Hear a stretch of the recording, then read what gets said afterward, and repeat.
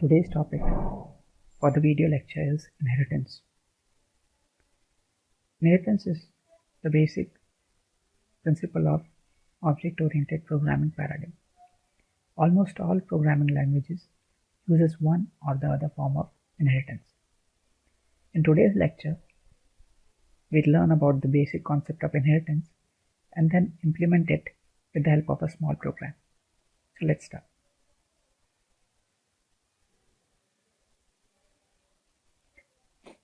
And this is the basic definition of inheritance. It says that the process by which one class acquires the properties and functionalities of another class is called inheritance. Now this is the basic definition, but what inheritance is, why is it needed? This will explain with the help of an example. Now see, here I have made two boxes, person and student. Now, we all know that the object-oriented programming paradigm models the real-world objects into programming domain objects. So, in a real world, a person has certain properties like name, age, gender, nationality. These are all the properties of person. For the simplicity's sake, I have taken only name and age. Okay, I have only taken name and age. Now, a student. In a real world, a student has some properties. That is, he also has name, age, gender, roll number, institute's name, branch. These are all properties of student, right? So, the student in the real world is having some properties that are shareable with the person. Okay, or we can say that a student is a type of a person, right? A student is a type of a person because he is having some shareable properties. For example, student is also having name and age. A student has a name, he also has age. Apart from these properties, he has some additional properties like roll number, like the college or the institute which he studies. So if we are going to implement these two classes, then we can implement it in two approaches. The first one is implementing the person individually and the student individually. Now if I have already created a class called person, okay, and now I am trying to create a new class student, so what I can do is I can inherit these properties, these common properties from the class person into student. So this arrow shows this. These two properties are inherited into this student, right? So these inherited data members are from the person class, and this data member is added. This is the data member of the student class. So what I have done is I have used the code that was previously been created for person class into my class. So the question of why inheritance is needed is being answered here. Inheritance is needed because it allows code reusability. It allows code reusability. I don't have to write code again for the class student because name and age was already there.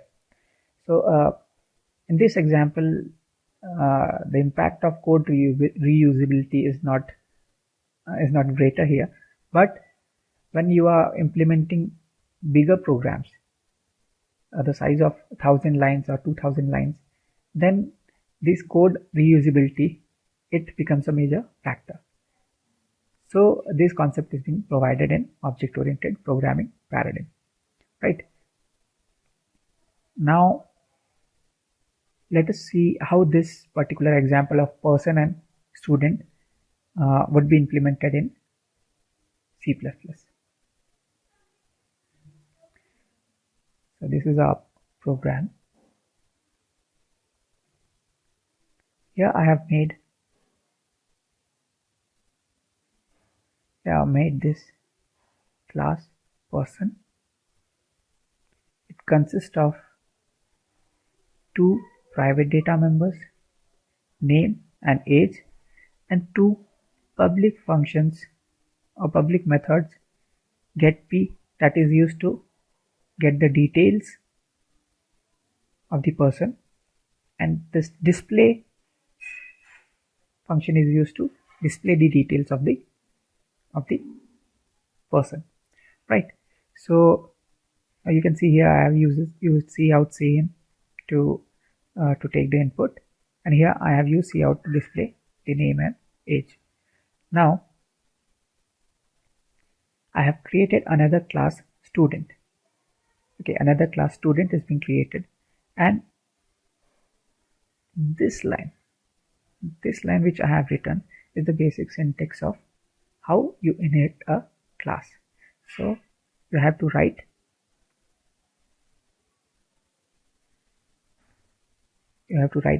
class keyword, then the name of the new class which you want to create, that is student. Here you will write student, then colon. This colon represents that which class you want to inherit from. Okay, so here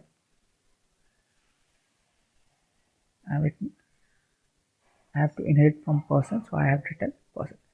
Now before this person, you have to tell which type of inheritance you want to do.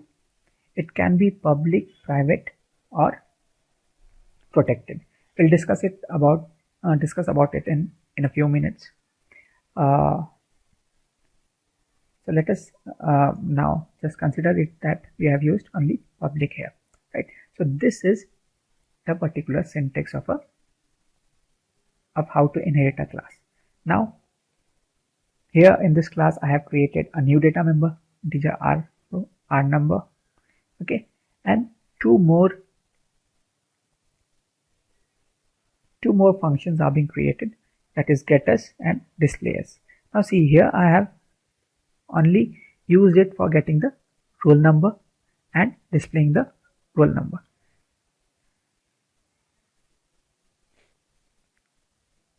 I have not used name and age here, right? So now see, we come into the main function. What I have done is I have created an object P of class person, okay, and then an object T of class student. Now here I have used p.getP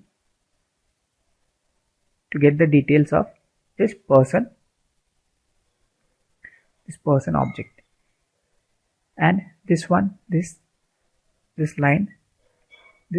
displays the details of this person P object, right? Now what I have done here is, see, t.getP.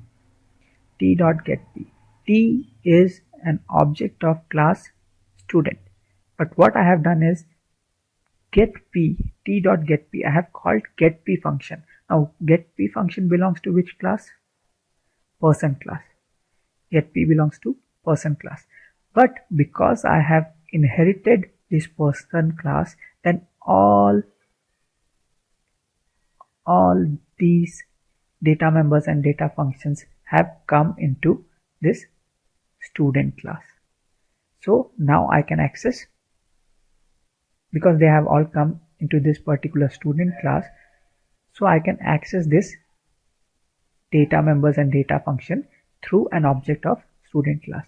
So this is what is done here. I have accessed the getP function of which class? Person class.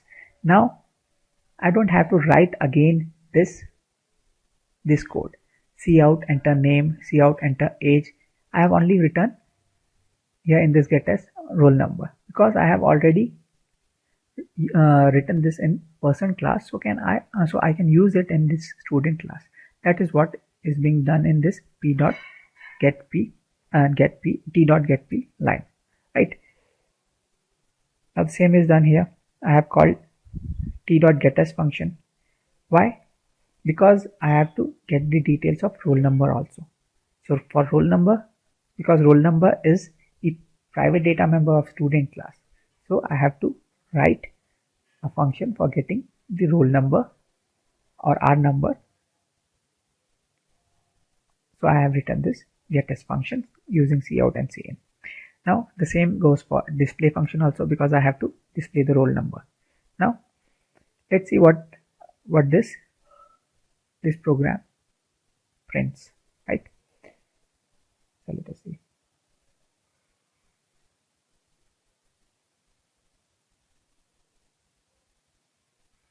So it is asking enter name.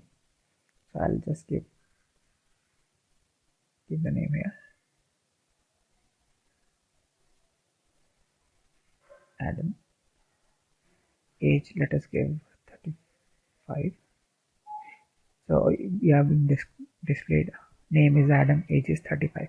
Now look, this is this Adam and the age that has been displayed. It is for P object. Okay, this has been done for P object. Here person P object is created and student object is created. Now till now the execution has been done till this line number 50. So this Adam and age, Adam and 35 are the name and age of object P, right? Now again it is asking for enter name. Now this name, enter name, is for object T, right? So we'll put name, let us give it Eve, age, let's give 28. Now it is asking for roll number, right? Why is it asking? Because we have called it through T object. So T dot get s, this function is being called. Now I am giving roll number, let us give 101. Okay, now look, name Eve, age 28 and roll number 101 is given here, right? Name is age is 28, roll number is 101. This has been printed, right? So this has been the program. Now see, what I have done here is let's analyze this program. What I have done is, by creating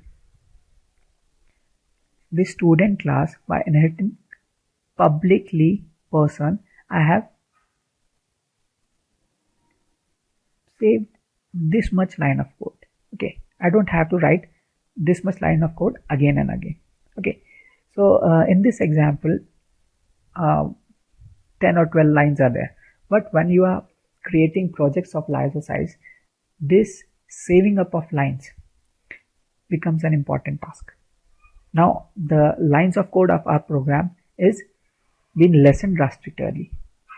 So this is what has been done by inheritance. So inheritance, why is it used? Because it provides code reusability, and code reusability helps us in writing unnecessary codes. That we don't have to write unnecessary code. We can just use this code in our classes. So this is what inheritance is. Now let's get back to our slide. So these 2 points are clear now. Now what inheritance in C++ is? So inheritance in C++ takes place between classes. You have seen in the example the classes person and student, we have implemented inheritance. Now the inherited class is called the parent class. The inherited class is called the parent class. So in this example, which is the parent class? We have inherited from class person here. So this person would be called as a parent class, and this student would be called a child class, right?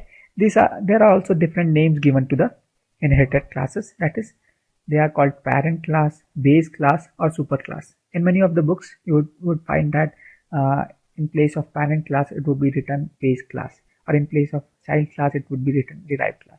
So they are one and the same thing. Now here in C++, a class can inherit another class in three ways. That is private, public and protected. In three ways we can inherit a class. Now let's go deep into this thing. Now see, here I have written public. So here I have written public in this syntax of inheritance. So what does this mean? This means that all the data members here, all the data members would become public in this class, right? When I will write here public, all the data members would become public in this student class. If I write here private,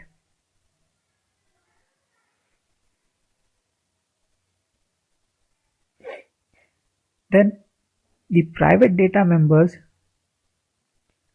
of this person class would become private data members in this student class.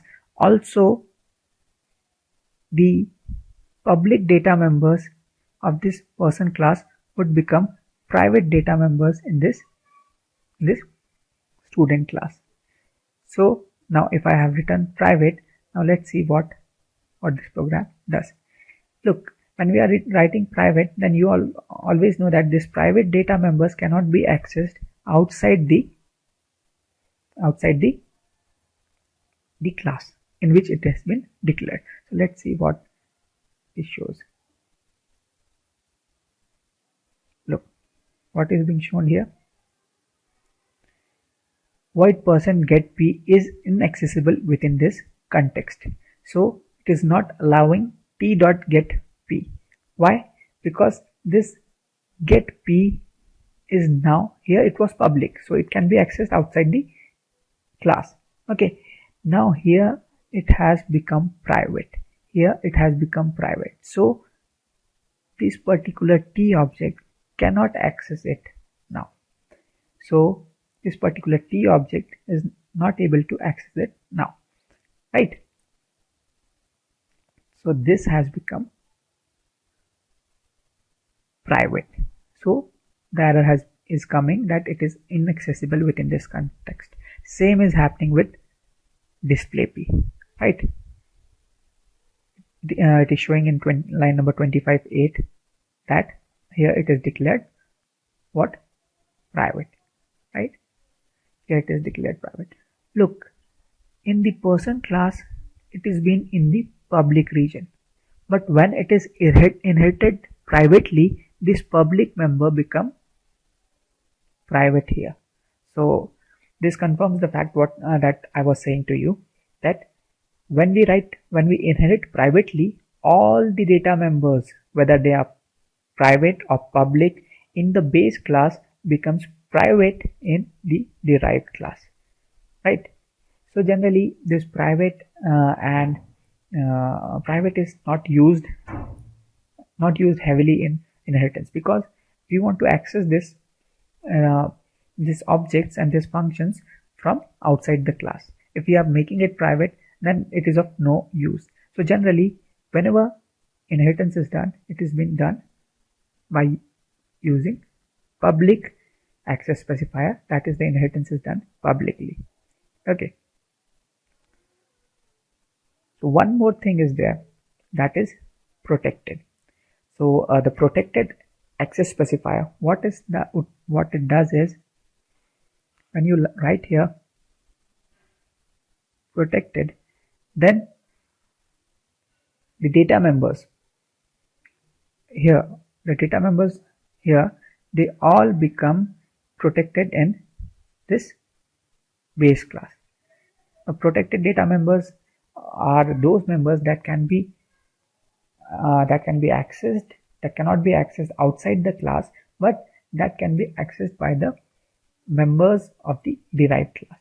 So here also the same error would be coming. Let us see what happens.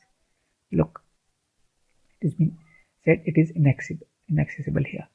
Why? Because the protected data members behave as private in the base class. So therefore, these errors are coming here.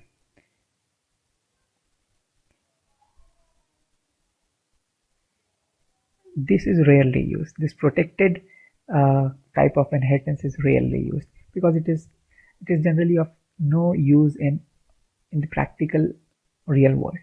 So this is not generally used. Mainly public inheritance is used extensively. So this was all about inheritance in this example. Let us go back to the slide. Now see, this is what we have covered. What I have explained in the program, it is written here only. Look, in public inheritance, what happens is public members stay public, inherited protected members stay protected, private data members are inaccessible outside the base class, right? So the public members stay public and rest of the things are the same. I mean, private members stay private, protected and public members become private too. So we have seen that when we inherited privately the student class, the person class in student class, all these public members, public members also became private in this class. The same has been written here. And in protected inheritance, public and protected members become protected, private members stay inaccessible outside the base class. So these were the three types of inheritance in C++. So this ends our session. Hope you enjoyed it. Thank you.